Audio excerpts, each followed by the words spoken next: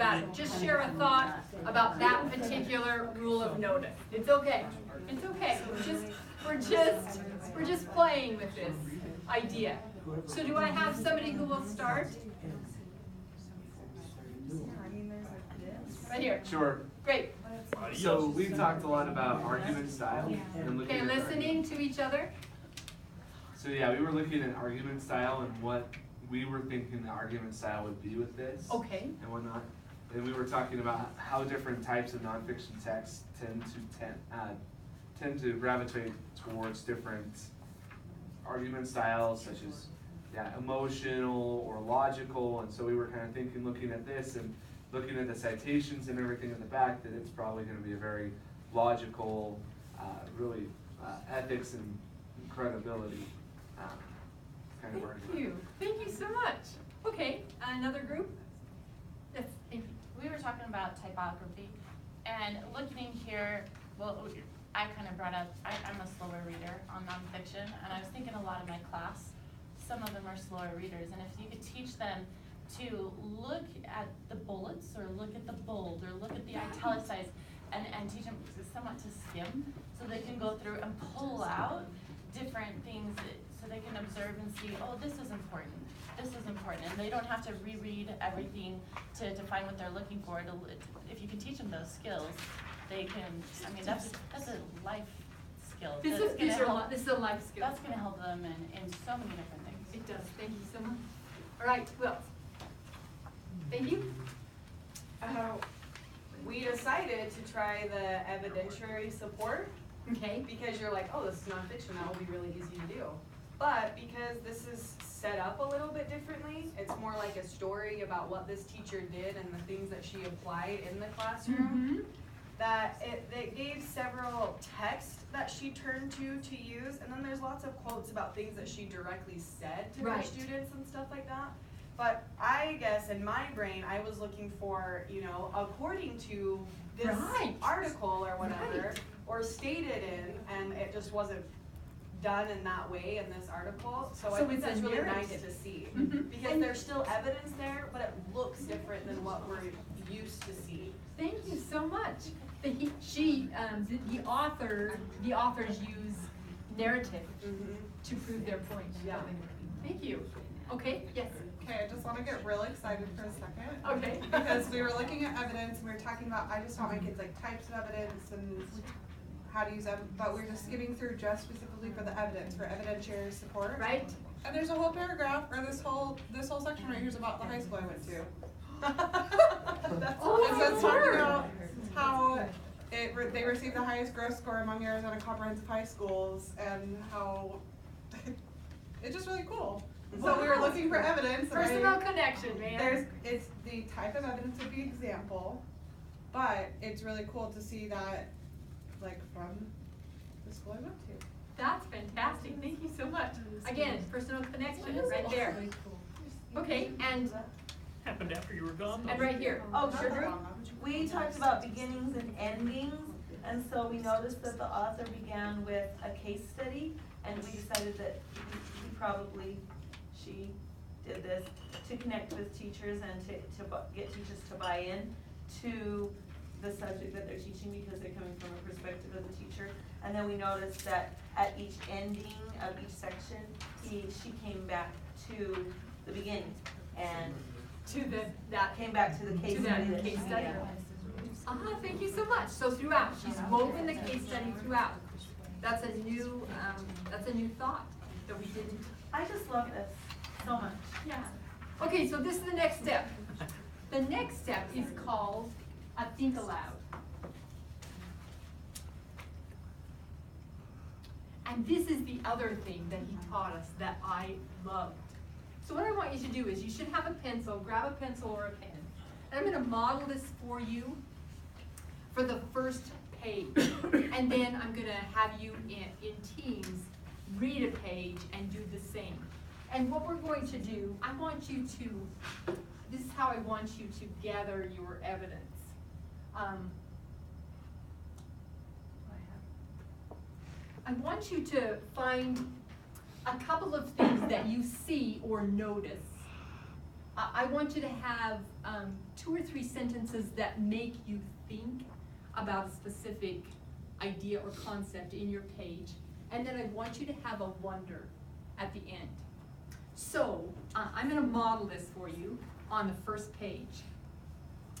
And the first thing that I see is flipped peer observation leads to job-embedded teacher learning. So I'm going to circle, and I'd like you to circle, flipped peer observation. That tells me that they're going to do it the opposite way that I would think. I'm thinking that instead of the observer being in charge, perhaps the teacher is in charge of the observation. So that's the first thing that I see. Then I begin reading, and this is called a think aloud. A think aloud is when you try to share the thoughts that come into your mind as you're reading the text with your students. That's what expert readers do. They make sense of what they read as they read it. And this just revolutionized my reading because I started to just write. Like, oh, I'm thinking this, or oh, I'd underline it, but then I would write what I was thinking, why I underlined it, and my understanding of the text deepened. So, midway through her 12th year of teaching social studies, Maria found herself reflecting on an ongoing challenge. Her students struggled to cite evidence from nonfiction texts. Okay, that stood out to me. I'm going to underline that because that, I think, it is something that students really struggle with. We think they're going to catch it by sharing it with them once, but they don't. They don't understand how to pull out a piece of evidence that supports a claim or that proves a claim, or what that evidence is actually proving. So it's a huge concept for them to understand. So I immediately connect with Maria when I read this. She was pleased that her students in her United States history class regularly volunteered to share their opinions on topics the class was studying. So I'm going to underline that because that shows me that she's progressive. She's not standing up there and lecturing to them. She's inviting discussion and ideas and thoughts concerning the reading. So I see that she's a progressive educator. It was obvious, however, that most of them struggled to use their reading to inform these opinions, and that seems to be the challenge. And I'm just going to write, use their reading, I'm going to underline, use their reading to inform these opinions, and that is the challenge. I believe this because this expert said it. With the district's heightened focus on literacy, Maria had spent years learning literacy strategies at school-wide professional development days. Okay, I'm going to underline spent years learning literacy strategies. This tells me that she is an experienced educator, and she still has areas that she feels consciously incompetent in, which is really comforting to me, that there's going to be areas that we're going to need help with, or we're going to need guidance or support. She discussed these strategies at school-wide professional development days. She discussed these strategies at department meetings. Yet back in her classroom with 25 pair of tired eyes staring at her, she found that her use of the practices varied. After months of implementing new strategies, Maria felt stalled. How can I improve my implementation of these practices while teaching in isolation, she wondered. I need another colleague or two to help me examine what I'm doing in my classroom. And I think that's the key idea right here in this introduction, is that she recognized that she had done everything she could on her own, and it was only through working with another colleague that she could discover something that she could do to improve or take the next step forward. So I think the argument there is, if we will use classroom observation, it's going to help us move forward beyond where we are, or where we could go on our own.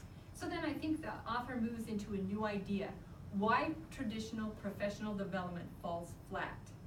So this is going to show me then why it's not working, even if it's the best professional development in the world. Maria's frustration is common. We've heard the same thing from teachers in elementary and secondary schools, from new teachers and veterans. Most professional development experiences fail to affect what teachers do in the classroom each day.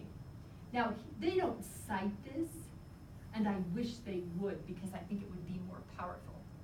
But I am inclined to think, well, the professional development that I experienced on a district level did not affect my teaching. So I can concede from my own experience. Traditional professional development provides no shortage of strategies, just like Roger pointed out, strategies and resources. Yet these approaches fall short of improving instruction for 3 reasons. So I think these 3 reasons are important to think about. So I'm just gonna star those. They have little say in what they learn. Even today, you had no say in what we were gonna share with you, right?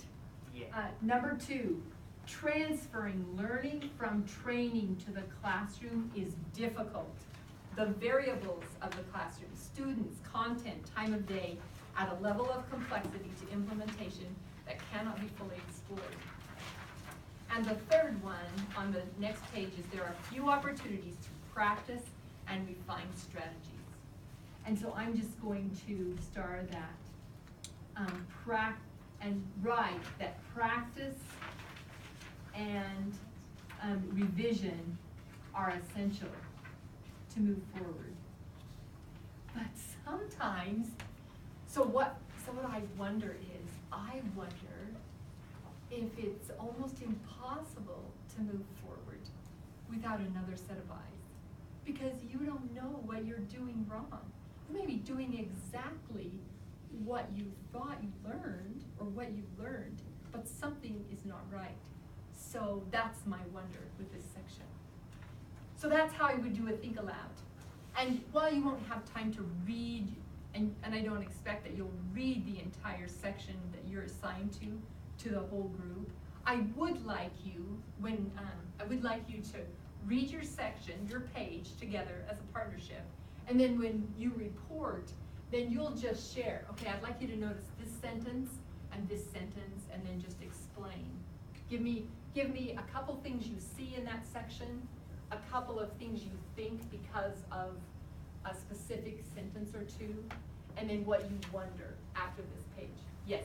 One way that I found this to be really effective is if we can have the document either on the smartboard or on a DocCam. I thought the same thing. Because then to just know, like, they can see, we do this every trimester with our articles of the week. I go through, and even if they're doing well, we just re-emphasize kind of how it goes, because it helps them to just think through things as a group.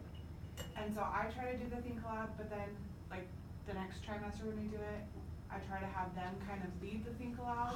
Thank you. Because then it helps them see how their peers are thinking rather than just me. And that's so powerful. Thank you so much.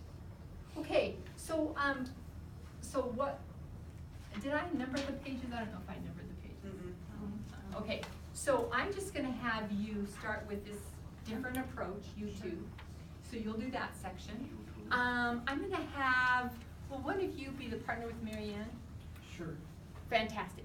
So if you'll go with Marianne, I'll have you two do this second page that starts with ensuring. Okay. Okay? Ensuring Oh, right there. at the top, Just okay? the page. That page, you'll just do that page. It's a lot.